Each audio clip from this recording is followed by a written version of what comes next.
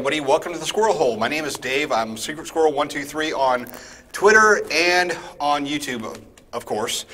And this is episode 30. I had so much planned for today. I was going to go out, the sun's shining and everything. Didn't want to think about Ukraine at all, and then this happened. So I guess I can't have a life. But thank you very much. It's all good. Okay, so I'm going to be talking about an article that came out in the Kyiv Independent or Kyiv newspaper today. A lot of people brought it to my attention because it needs to be. Okay, I'm going to put a link here someplace. This guy seems like he's a very well-intentioned writer, very good, and on a lot of things very wrong. So I'm going to try and clear some things by going over it. And if you follow along on the article, we can skip through it, because it is 7 pages and we got 2 things to do today. So here we go. Ukraine military has passed another milestone by starting master the M1 Abrams top-notch main battle tank to be provided by the U.S. Yes, it's very good tank. Coming down here, it says 400 Ukrainians are training. Say 10 to 12 weeks. If you look at what happened with the Patriot, the Bradley, 777 and everything else that's going on, it'll probably be closer to 6 to 8 weeks because they're not training new recruits, they're training already tankers that know what they're doing. Although the Abrams, mighty symbol of American military power, is also a very demanding tank that requires expensive supply chains and complicated maintenance infrastructure. Not by the military. Almost all the maintenance is done by civilians, and that's General Dynamics, and they have their headquarters in Poland now. They've also got a place in Germany. So I got to break this down. Everything on that tank is designed to be swapped out by a new private. Usually 4 bolts and a power cable. So there's nobody's taking apart these boxes and fixing them. Not in country. They go back to the manufacturer and they fix them in Poland. They don't go to the States usually. That's because that's silly. I'll cover that in a little bit. Ukrainian expects 31 Abrams. Yes, battalion size.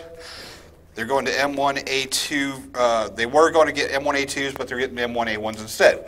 Yes, I agree with that. Here where it gets funny. The situation awareness variant is notably featured with the FBCB2. The FBCB2 is a standalone communication system that cannot be used without all sorts of additional infrastructure, to include Humvees with large boxes on the back that can relay stuff back and forward. It is a mess, and the U.S. Army is scrapping them. I've talked to a lot of people that prep these vehicles for overseas use, and the first thing they do is yank out the commo systems in them. They leave their intercom, but they take out all the FBCB2 stuff because the Army's getting rid of it. And so even if you had one tank sitting here with the FBCB2, one tank sitting here with the FBCB2, without the infrastructure that goes all over the place for the internet, combat internet, those 2 vehicles can't talk to each other. So that's not true. The situational awareness just means that they've got better sights around them. And the version is called the AIDATS, not the SA. The SA is for the M2A2 SA, or sorry, yeah, the Bradley SA, but the Abrams doesn't have that at all. It's got a thermal scope for a 50 cal machine gun, which improves the tank's effectiveness against hostile infantry and urban warfare. That's the coax on the gun. That's not the 50 cal. 50 cal is anti-material. It is not anti-infantry. Okay. Under the upgrade program, under the upgrade program that the M1s are getting, there are 0 hour conditions, meaning the tanks have 0 hours on them, and basically they're brand new. Agree with that? Boom. All right. And yes, they are similar to the U.S. tanks that are fielded, and we have about 2,500 of them. But again, they don't have the DU armor on them. They will be the ones with the tungsten. Boom. All right. And will not have the depleted armor. I just covered that. And they will get 8 M88A2s. Those are the tow trucks for the Bradleys, or sorry, M1s. Okay, so they're training 200 Ukrainians to operate the M1. That equals 124 for the 31 troops. So you got 124 guys getting trained up that'll be in the tanks, and then you've got extras. Now those extras can be used for gunnery, and a lot of the staff guys that will employ the tanks need to know what the tanks can do, so they need to be M1 trained to be able to tell commanders, yes, that's a good job for the M1. 200 will be going to specialists for repair. Good. Okay, so the question remains, is the M1 better than the T90M or the T80BV? Is that even a question? Yeah, no. T72B3Ss are junk compared to the M1. Trust me on that one. But the T64, the new T64 that the Ukrainians have built, it's no slouch. They took a lot of Western refinements and put that forward. So that's probably the best tank on the battlefield right now, but they've only got a handful of them. All right, so moving on. So the Ukraine logistics and maintenance specialists haven't had enough headaches. They now have to worry about keeping the 62-ton armored vehicle running indefinitely. That's not a problem. They're going to get plenty of training, plenty of support. They have Zoom classes. The military is very good at running Zoom classes. And actually, when you compare the M1 Abrams to Western tanks, it's just very difficult task, not for the crew, but for those who support it, says somebody. The retired U.S. Army Lieutenant General, former commander 1st Armored Division.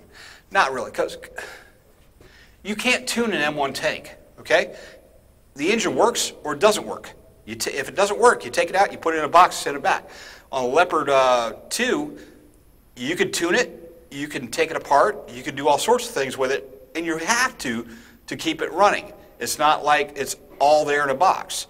So you're going to have more maintenance on a conventional diesel engine than you do with a turbine engine that has one moving part really, and that's the turbine. So instead of having 200 to 300 parts in a diesel engine that can break, you only have one part in an M1 engine that can break, so it makes it actually easier to maintain and harder to break overall. Okay, so Time magazine described the U.S. administration saying the M1 Abrams tank was too complicated, too expensive, and too difficult for Ukrainian troops to use. Really, I got a question for you. What does Morocco, Iraq, Egypt, Saudi Arabia, and Kuwait have? They all have the M1. So I'm sorry, I'm going to put there that the Ukrainian troops are far superior to some of these guys, especially the Iraqis. I've worked with them. These guys are like rocks with lips, some of them. So Ukrainian soldiers who have been fighting for a year, who have been surviving on the battlefield, can't maintain something that Iraq can.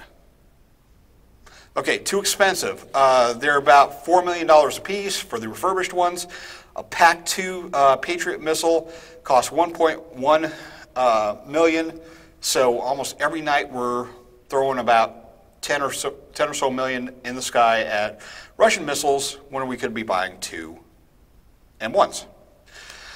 Not saying either or, but you know, it's not that expensive when you consider the other stuff. Okay, also, we have no problem sending Bradleys to Ukraine. Here's the magic thing.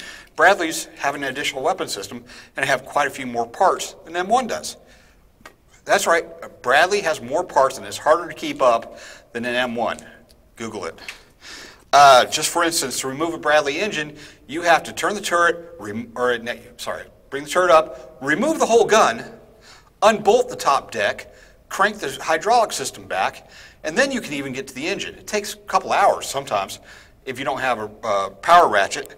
Now, on the other side, the M1, you just do a couple of fittings, the whole engine bay opens up, you turn the turret to the right or left, and pull out the engine. I've seen M1s and Bradleys side by side, M1 engine is out on the ground, and they got a new one in the vehicle before they've even started taking out the Bradley engine. So, no. Okay, in the debates with European allies, Pentagon, specifically Secretary of Defense Lloyd Austin, has insisted that the Abrams consumes a lot of jet fuel as opposed to more savvy German made consuming more customary diesel fuel. Please, if you're out there, Google, what does an M1 Abrams burn? It's going to come back as diesel. God. It's a simple Google search. A M1 uses the same fuel as a Bradley. M1 uses the same fuel as a Humvee. What does a Humvee burn? Diesel. Oh, God. So, the Pentagon was saying Leopard 2 is much more recommended for Ukraine since it's much easier to maintain. Wrong. We've already covered that. And widely available across Europe. After all the decision to drop U.S. opposition to 31 tanks, Ukraine finally got Germany's green light on the Leopard 1 and Leopard 2 transfers from Germany. Okay. Question for you. How many M1s are in Europe right now? Well, let's see. You've got 3 brigades sitting in Poland. You've got 1 brigade sitting on the docks, usually going back and forth to the States in Germany, Bremerhaven. You've got 2 to 3 brigades in Germany in storage now. You've got 3+ brigades in Poland forming up the M1 division. And then you've got another, I think, Romania, brigade in Romania. Okay, now, that's about 1,000 tanks total, okay? With Leopard 2s, you have about 1,300 tanks. Don't count Turkey or Greece because they're technically at war, so they won't they won't give up anything. But for the rest of Europe, counting Canada, you have about 1,300 tanks. Now, out of those 1,300 tanks, the Leopard 2s, about 400 of them haven't been started in years. So in reality, you've got about 900 operational. So that is maximum correct. Leopard 2s are not in storage versus about 1,000. All right, so it goes on.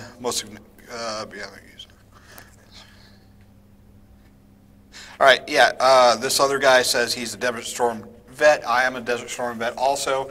I was at the Battle of Norfolk. He was in the 1st Armored Division. Great division, I served there too, but didn't see combat as much as the 1st Infantry or the 2nd Armored Division forward that I was with. Okay, this is just a qualification thing. I'm just qualified because my years as being on the line as his. All right, so in regard, the military currently has shortcomings with supply chain management. This remains the biggest concern for a retired general who is deeply supportive of Ukraine's war efforts. The thing is, people still think you have to send stuff back to the United States. You don't. They've got rebuild facilities in Poland and Germany, and they've got what they call the General Dynamics Abrams University in Poland. So if anything needs to get replaced or anything, it's all good. It can be done. There's plenty of supplies out there. For instance, when it comes to the repair of the engine, M1 variants are powered by a singular integrated propulsion unit titled Full Up Power Pack. Yes, it is all together, comes in a box, you pull it out, put it in the tank, put the old one back in the box, send it back to the rear. And since it's jet engine, air filters must be cleaned every 12 hours for startup and cool down procedures.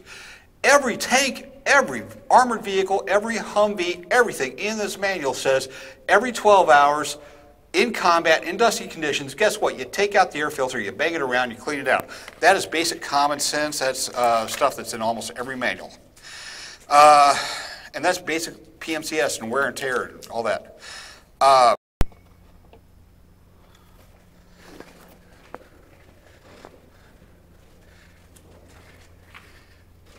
And I guess this is part 2. Okay, here we go. All right, back to it. Talking about the engine that nobody else has a turbine for. Oh wait, the T-80 uniform and BV use gas turbine engine. Google it. Ukraine's been using gas turbine engines for 30 years. It's nothing new to them. Okay, so it goes down there. You don't have to ship the tank back to Poland or Germany. You just ship the part, okay? Unlike a lot of German equipment, has to come out of the country, go back to another country and get fixed. All right. Right now, from reports coming in from Ukraine, the Ukrainian army has got a better record of keeping U.S. equipment up than the U.S. does. They take care of their stuff like their lives depend on it. Because guess what? It does. Okay. Changing something on the M1 basically is a wrench, 4 bolts, and a cable. It's designed that way to be easily repaired. Okay? All right. Years ago, as a young battalion tanker, good. He said 80% of his M1s were ready to go at any time. Okay, you got to understand. If you don't have an M1 up, if you don't have an M1 up, if you don't have whatever up, that is a you problem, not a vehicle problem. That is a unit maintenance problem or a funding problem. That is not. There are plenty of parts out there. If you go home at night, and that vehicle's down, that's on you, sir. I was in Germany. We had Vulcans and chaparrals, and we did not go home if any of those systems was deadlined, broken. I remember many nights we would get in a truck, little Volkswagen, and drive to Belgium or Holland or Luxembourg to the storage areas, get the part, and bring it back. If you have 80%, 80, 90%, you are failed as a commander, and you need to either to find some funding, or if you don't have funding, that's not on you. But funding is what drives deployability, and if you don't have the funding, that's not the vehicle's problem. That is a unit problem. Okay. Oh yeah.